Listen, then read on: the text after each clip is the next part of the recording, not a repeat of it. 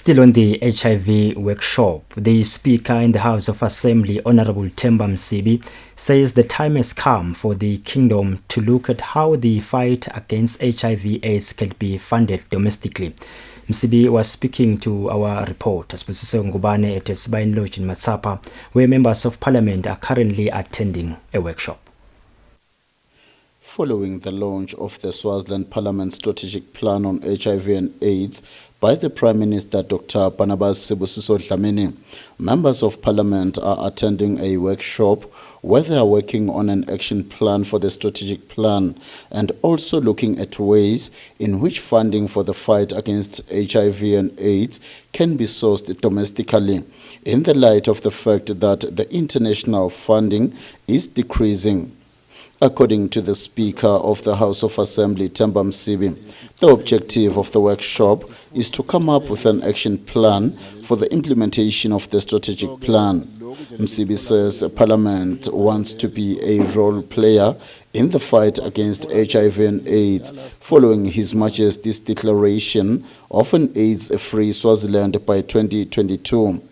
The Speaker says for a long time, the country has depended on funding from international donors, which has been decreasing over the years. Hence, the time has come for Swaziland to look at sourcing funds for the fight against HIV locally. He says while the country has so many needs with a limited budget, they have to make a plan of increasing funding for HIV and AIDS programs. So ke lokhu nje lenikuthola konyalo bekukhulunywa ngayo le resource mobilization ngoba sekubonakele ukuthi la sithola khona imali tiya ngekuncipha letimali.